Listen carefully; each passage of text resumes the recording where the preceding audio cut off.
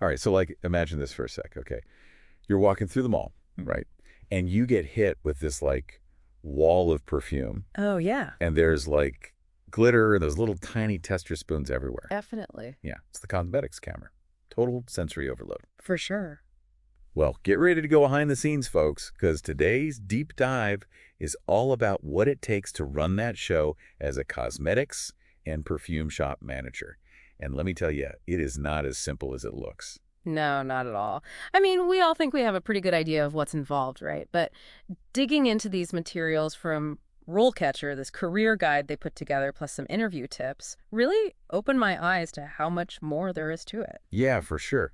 I mean, when I first saw that RoleCatcher guy, I was kind of surprised. They were talking about managing budgets Yeah, and analyzing like actual sales data. It's like running your own little business over there in the middle of the makeup madness. exactly. It just goes to show you how many management skills apply no matter the industry, you Yeah. know?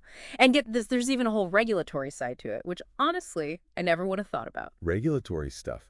Wait, really?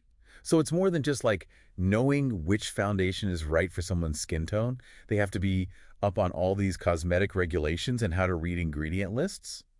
Wow. Yeah. Talk about a lot to handle. And to think, most people starting out in that world, they begin right there on the sales floor, right? That's right. That's how the RoleCatcher guide lays it out, the journey from sales associate all the way up to management. They really hammer home that at that starting level, you're building the base of everything, customer service, product knowledge. But let's be real, it can't be easy to hit those sales targets they have. That's got to be stressful. Oh, I bet. And you have to be like super flexible too. Can you imagine if you're naturally kind of shy, but your job is to tell someone with confidence which shade of foundation is perfect for them? That takes some serious people skills right there. It really does. And that's where the RoleCatcher guide gets super interesting. Because it's not enough to just be good with people, Hmm. which, that's vague anyway.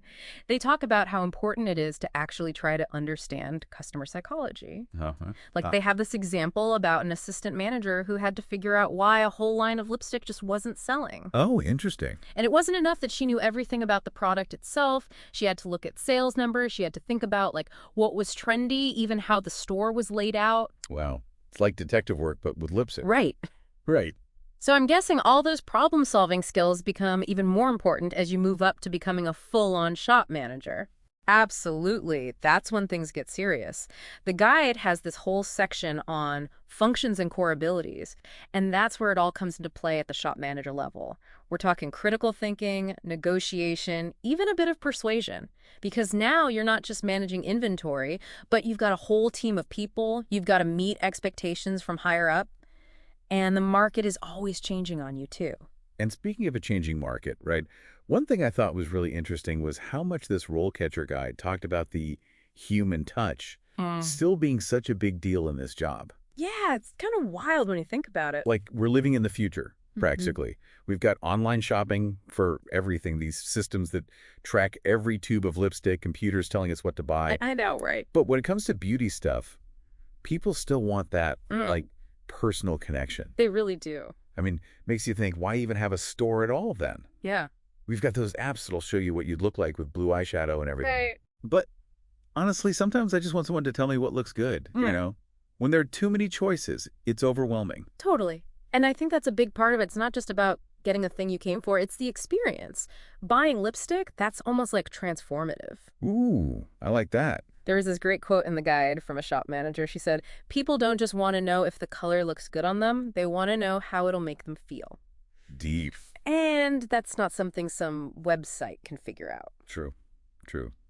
And speaking of feelings, that human element's got to be extra important when things go wrong. Oh, for sure. Because the RoleCatcher Guide had this whole section about customer service skills. Mm. And it's not just like knowing the rules for returns. Definitely not. They had this interview question. It really stuck with me. It was like, how would you handle a customer who's convinced the fancy face cream they bought gave them a rash, Yeah. even though you can practically guarantee it didn't? Oh, man. That's the nightmare scenario right there. But it's so smart of them to ask that, Because that shows you get emotional intelligence. That's key. Right. You got to know how to calm someone down, make them feel heard, and still fix the problem.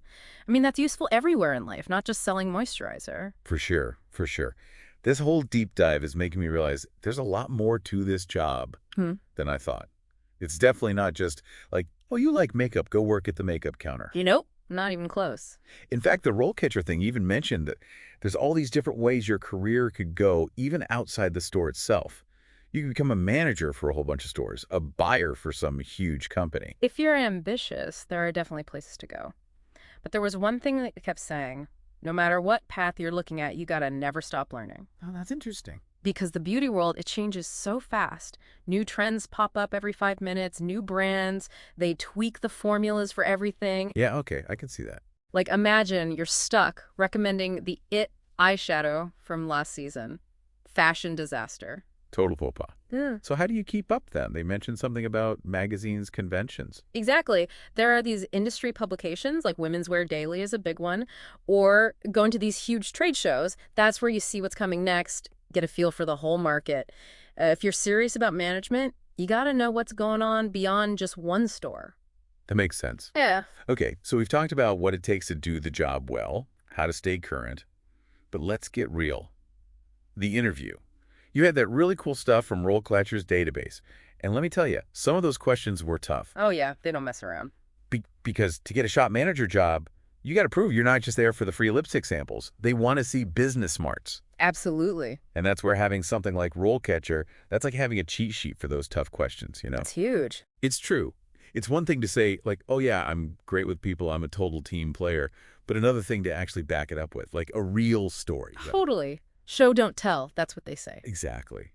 So speaking of standing out, any tips for people prepping for these interviews? I mean, you've seen your fair share. Oh, yeah. I've seen it all.